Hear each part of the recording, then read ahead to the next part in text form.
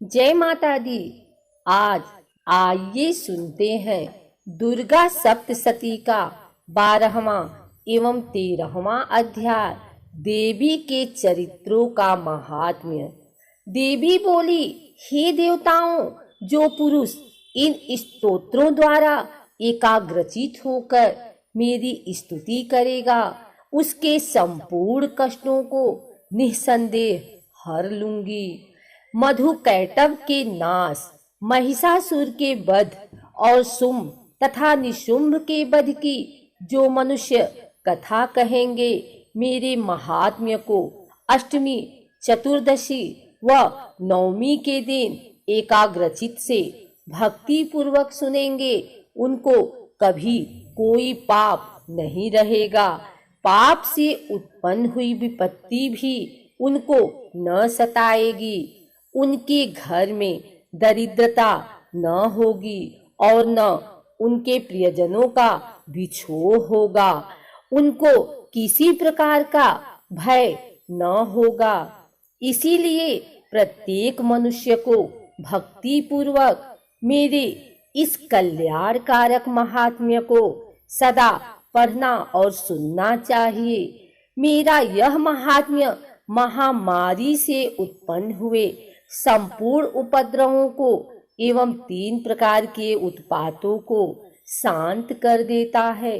जिस घर व मंदिर में या जिस स्थान पर मेरा यह स्तोत्र विधि पूर्वक पढ़ा जाता है, उस स्थान का मैं कभी भी त्याग नहीं करती और वहाँ सदा ही मेरा निवास रहता है। बलिदान, पूजा, होम तथा महोत्सवों में मेरा यह चरित्र उच्चारण करना तथा सुनना चाहिए।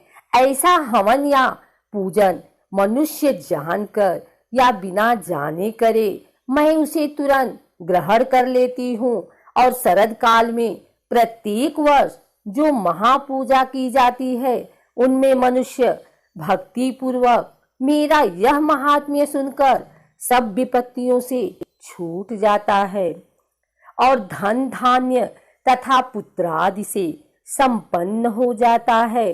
और मेरे इस महात्म्य व कथाओं इत्यादि को सुनकर मनुष्य निर्भय हो जाता है और महात्म्य के श्रवण करने वालों के शत्रु नष्ट हो जाते हैं तथा कल्याण की प्राप्ति होती है और उनका कुल आनंदित हो जाता है।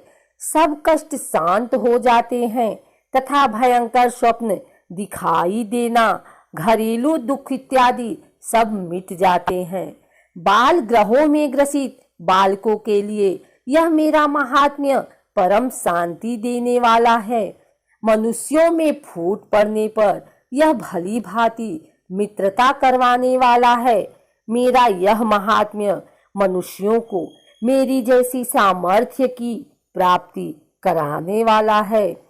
पशु, पुष्प, अर्घ, धूप, गंध, दीपक इत्यादि सामग्रियों द्वारा पूजन करने से, ब्राह्मण को भोजन करा के, हवन करके, प्रतिदिन अभिषेक करके, नाना प्रकार के भोगों को अर्पण करके और प्रत्येक वर्ष दान इत्यादि करके जो मेरी आराधना की जाती है और उससे मैं जैसी प्रसन्न हो जाती हूँ, वैसी प्रसन्न मैं इस चरित्र के सुनने से हो जाती हूँ। यह महात्म्य श्रवण करने पर पापों को हर लेता है तथा आरोग्य प्रदान करता है। मेरे प्रादुर्भाव का कीर्तन दुष्ट प्राणियों से रक्षा करने वाला है। युद्ध में दुष्ट दैत्यों का संहार करने वाला है। इसके सुनने से मनुष्य को शत्रुओं का भय नहीं रहता। हे देवताओं, तुमने जो मेरी स्तुति की है अथवा ब्रह्मा जी ने जो मेरी स्तुति की है, वह मनुष्यों को कल्याणमय बुद्धि प्रदान करने वाली है। वन में सूने मार्ग में अथवा दावानल से घिरे जाने पर, वन में चोरों से घिरा हुआ या शत्रुओं द्वारा पकड़ा हुआ, जंगल में सिंहों से, व्याघ्रों से या जंगली हाथियों द्वारा पीछा गया हुआ, राजा के क्रोध हो जाने पर मारे जाने के भय से, समुद्र में नाव के डगमगाने पर, भयंकर युद्ध में फंसा होने पर, किसी भी प्रकार की पीड़ा से पीड़ित, घोर बाधाओं से दुखी हुआ मनुष्य मेरे इस चरित्र को स्मरण करने से संकट से मुक्त हो जाता है। मेरे प्रभाव से सिंह, चोर या शत्रु इत्यादि दूर भाग जाते हैं और पास नहीं आते। महर्षि ने कहा, प्रचंड पराक्रम वाली भगवती चंडिका योग कहने के पश्चात सब देवताओं के देखते ही देखते अंतर ध्यान हो गई और संपूर्ण देवता अपने शत्रुओं के मारे जाने पर पहले की तरह यज्ञ भाग का उपभोग करने लगे और उनको अपने अधिकार फिर से प्राप्त हो गए तथा युद्ध में देवताओं के शत्रुओं शुंभ व निशुंभ के देवी के हाथों मारे जाने पर बाकी बचे हुए राक्षस पाताल को चले गए।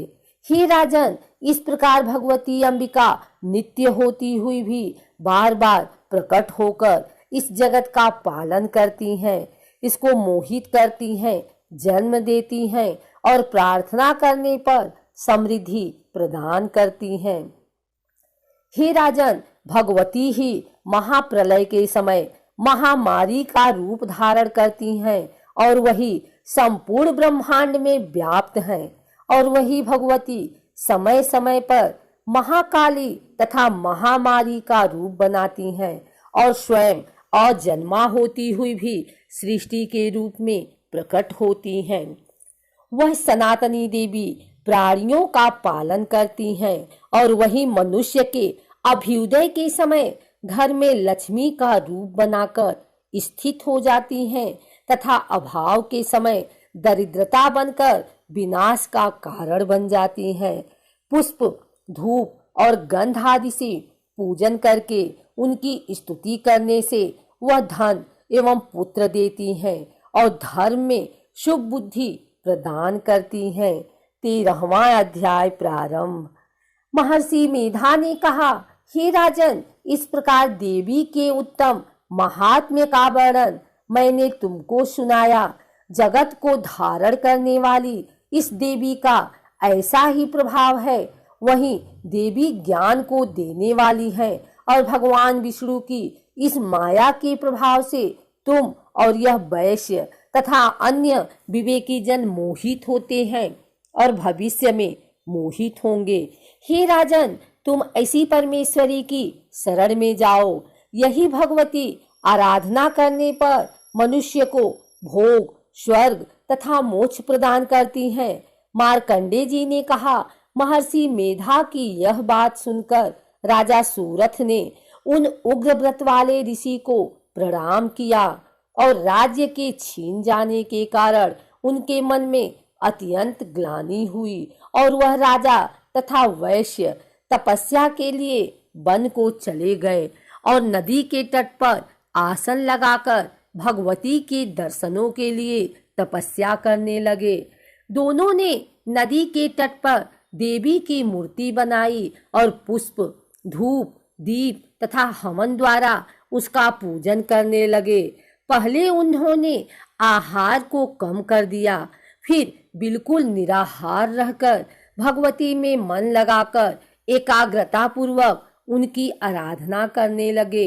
वह दोनों अपने शरीर के रक्त से देवी को बलि देते हुए 3 वर्ष तक लगातार भगवती की आराधना करते रहे। 3 वर्ष के पश्चात जगत का पालन करने वाली चंडिका ने उनको प्रत्यक्ष दर्शन देकर कहा। देवी बोली, हे राजन तथा अपने कुल को प्रसन्न करने वाले वैश्य, तुम जिस वर की इच्छा रखते हो वह मुझसे मांगो। वह वर मैं तुमको दूंगी क्योंकि मैं तुम पर अत्यंत प्रसन्न हूँ।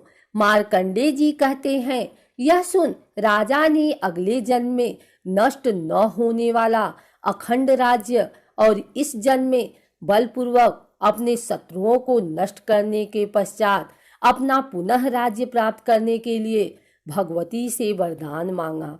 और वैश्य ने भी, जिसका चित्त संसार की ओर से विरक्त हो चुका था, भगवती से अपनी ममता तथा अहंकार रूप आसक्ति को नष्ट कर देने वाले ज्ञान को देने के लिए कहा। देवी ने कहा, हे राजन, तुम शीघ्र ही अपने शत्रुओं को मारकर पुनः अपना राज्य प्राप्त कर लोगे। तुम्हारा राज्य स्थिर रहने वाला होगा। फिर मृत्यु के पश्चात आप सूर्यदेव के अंश से जन्म लेकर सावर्णिक मनु के नाम से इस पृथ्वी पर ख्याति को प्राप्त होंगे। हे वैश्य कुल में श्रेष्ठ, आपने जो मुझसे वर मांगा है वह आपको देती हूँ। आपको मोक्ष को देने वाले ज्ञान की प्राप्ति होगी। मार्कंडे जी कहते हैं, इस प्रकार उन दोनों को मनोवांछित वर प्रदान कर तथा उनसे अपनी स्तुति सुन भगवती अंतर्ध्यान हो गई। और इस प्रकार क्षत्रियों में श्रेष्ठ वह राजा सूरत भगवान सूर्यदेव से जन्म लेकर इस पृथ्वी पर सावर्णिक मनु के नाम से विख्यात हुए। श्री दुर्गा सप्तशती के पाठ के बाद सिद्ध कुंजिका स्तोत्र का पाठ अवश्य करना चाहिए। इससे सभी मनोरथ पूरे होते हैं।